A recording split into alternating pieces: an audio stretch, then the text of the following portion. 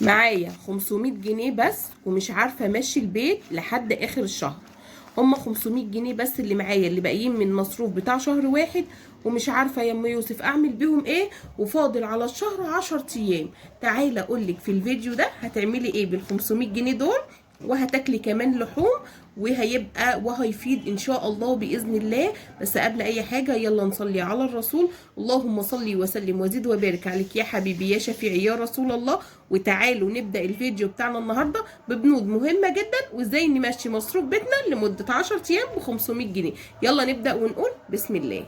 السلام عليكم ورحمة الله وبركاته. عاملين ايه؟ يا رب كلكم تكونوا بخير.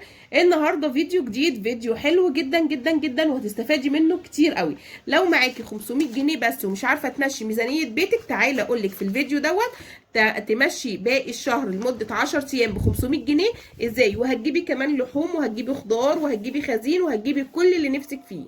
طيب تعالى اقول لكم بقى في الفيديو دوت انا هعمل ايه. بصوا يا بنات، انا دلوقتي معايا 500 جنيه وبيتي يعتبر بدأ يفضى.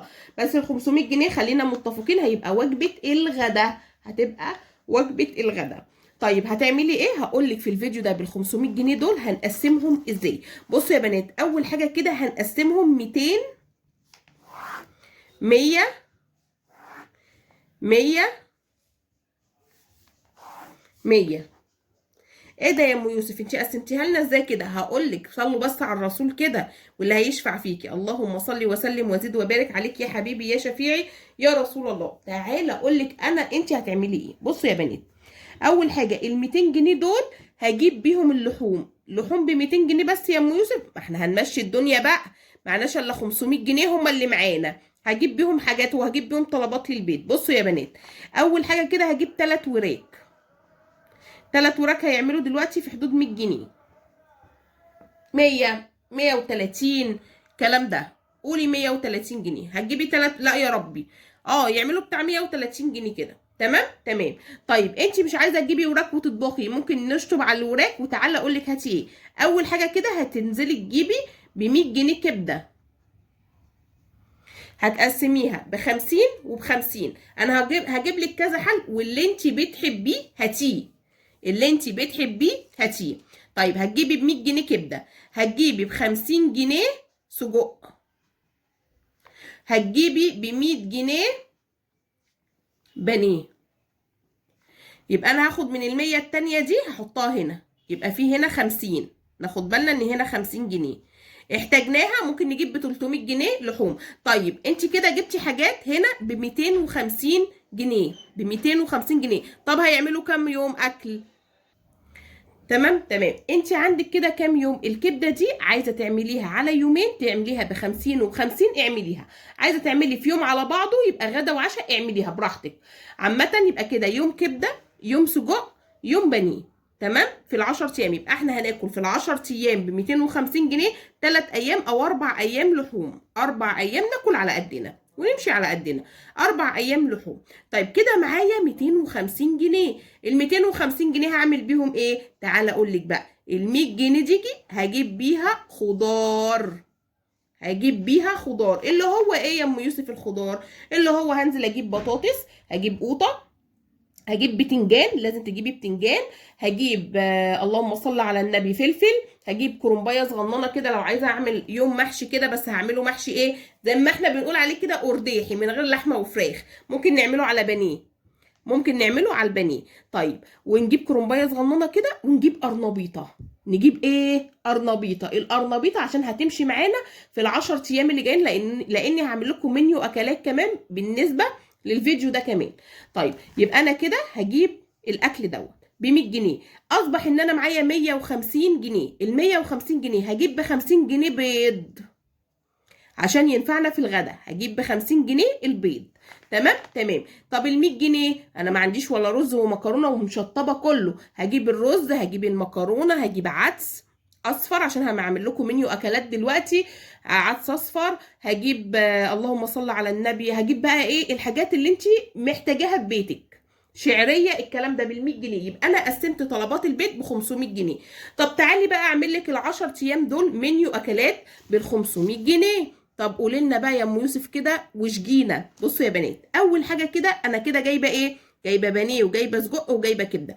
اول يوم كده هعمل شوربه عدس، شوربه عدس اصفر وعيش محمص كده و100 فل و14. انا جايبه الخضار وجايبه عدس وجايبه بطاطس، بتحطي بطاطسايه على كام 3 4 قطيات على مرقايه على العدس على بصلايه على حبه توم، واروح عامله احلى شوربه عدس سخن كده بمعلقه زبده بلدي، وانتي بتشوحيه بالطماطمايه بالطمايه. الله اكبر بقى على الطعم. انا بعشق العدس الاصفر، انا بعشق شوربه العدس، اقسم بالله بالعيش المحمص وبصل جنبه كده 100 فل و14.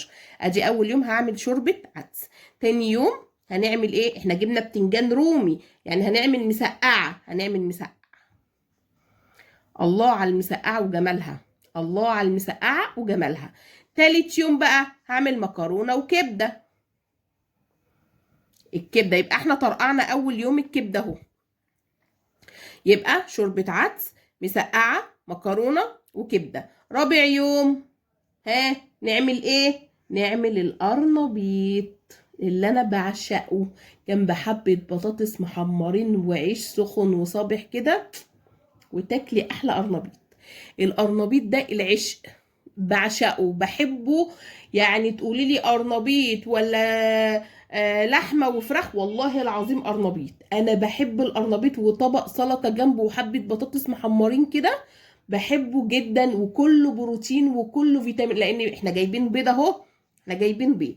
طيب خامس يوم بقى هعمل ايه؟ هعمل رز بعدس اصفر اللي هو الكشري وبيض وطبق سلطه.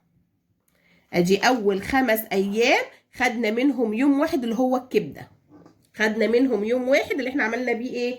الكبده. طب سادس يوم يا ام يوسف هعمل السجق، سجق جنب بطاطس محمره. بعشق الاكله دي، بحبها قوي. البطاطس والسجق كده، ولو عايزه تحمري حبه مكرونه، عايزه تعملي حبه مكرونه بصلصه ممكن تعمليها. تمام تمام كده. فرقعنا السجق في بانيه مش هنجيبه دلوقتي خالص. سابع يوم هنعمل ايه؟ تعالوا بقى اقول لكم هنعمل ايه. جايبين بتنجان بقى، اجيب بتنجانتين 3 كبار كده، اعمل بابا غنوج، بيت شكشوكه، بطاطس محمره. تمام تمام. ادي 7 يوم، ادي 7 يوم. يبقى انا عديت من ال10 ايام 7 ايام، 7 ايام ما شاء الله انا باكل فيهم الاكل برضو. يعني البابا غنوج بتنجان اهو، البيض فيه بروتين، كل دوت احنا برضو بناكل اكل حلو، مش بناكل اكل وحش، مش بناكل اكل وحش. الاكل والله العظيم تعيشي على قدك احسن ما تمدي ايدك، اعيش على قدي احسن ما امد ايديا، صح ولا لا؟ اكتبوا لي تحت في الكومنتات. رقم 8 هعمل كشري. هعمل ايه؟ هعمل كشري. الكشري ده بقى حبة عدس بجبة كده على حبة مكرونة وحبة شعرية، واحنا كده جايبين قوطة وجايبين خضارنا وجايبين حاجتنا كشري، وتتغدي وتتعشي منه، تتغدي وتتعشي منه. 9 يوم بقى بانيه. البانيه بقى ما تعملوش على مكرونة، هقولك تعملي ايه. اعملي صينية بطاطس طبيخ وحبة رز بشعرية وتقلي جنبه بانيه. ليه؟ لان احنا ما طبخناش في الليله دي، فهنطبخ على البانيه. طيب جبتي كرومبايه اعمليها بمرقايه وايه، واعملي بالكرومبايه واقلي البانيه جنبه، واقلي البانيه جنبه. عايزه تعملي كرومب وجنبه بانيه اعملي، عايزه تعملي صينيه بطاطس وحبه رز بشعريه والبانيه وطبق سلطه اعملي. بس اهم حاجه ان احنا بقى ايه، ما طبخناش، يعني احنا ما طبخناش في الايام دي، فهنعمل على البانيه. هنعمله ايه؟ على البانيه. طيب 10 يوم بقى، 10 يوم ده بقى ايه؟ لمي بواقي التلاجة. يعني ايه يا ام يوسف؟ يعني حبه المسقعه باقيين، حبه بابا غنوج، حبه كشري. عارفين انتوا لم التلاجة دي، البواقي التلاجة انا بعملها. بيجي في يوم كده اقول لهم النهارده بواقي التلاجة، النهارده هنعمل بواقي التلاجة، ومحدش يقول لي لا يا ماما النهارده بواقي التلاجة. اللي بيحب المسقعه ياكل مسقعه، اللي بيحب الكشري ياكل الكشري، اللي بيحب حبه الكرنب ياكل حبه. اقسم بالله بعمل كده. باقي حتتين قرنبيط ولا 3 اقليهم، واللي عايز ياكل قرنبيط معايا ياكل. بواقي التلاجة هلمها، لاني بكره ان شاء الله نقبض اول الشهر وننزل نجيب طلباتنا ونعمل ميزانيه جديده ان شاء الله باذن الله.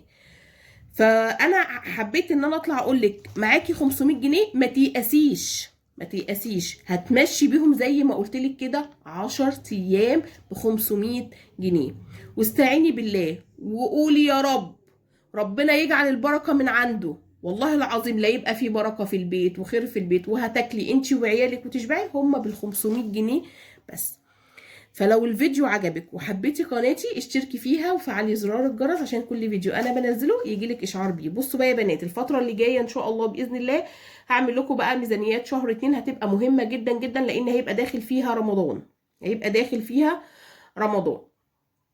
فان شاء الله باذن الله هنعمل الميزانيات الفتره اللي جايه كلها، ازاي نظبط مصروفنا، ازاي نمشي ازاي بعادات كده نمشي عليها عشان المصروف ما يهدرش، وعشان ما نحسش ان احنا جاي علينا شهر رمضان فيه، يعني في حدود 12 يوم في الشهر هناخد منهم شهر رمضان ان شاء الله باذن الله نحينا ربنا، لان اول 2 رمضان جاي 18/2، يعني هنمشي 18 يوم في الشهر، 18 يوم في الشهر دوت مش هنطبخ فيهم كتير، عشان نبقى بس متفقين الفترة اللي جاية مش هنطبخ فيهم كتير عشان نسيب الطبيخ والاكل رمضان، لان احنا بنبقى صايمين بصوا انتوا عارفين لما الواحد بيبقى صايم مش بيبقى عايز ياكل مسقعة ولا الكلام ده بصراحة، يعني خلينا صراحة مع بعض. فالفترة اللي جاية ان شاء الله بإذن الله هتبقى ميزانيات، فلو عجبك قناتي اشتركي فيها وفعلي زرار الجرس عشان كل فيديو انا بنزله يجيلك اشعار بيه. يلا اسيبكم في رعاية الله، مع الف سلامة، في فيديوهات تانية كتير، باي باي.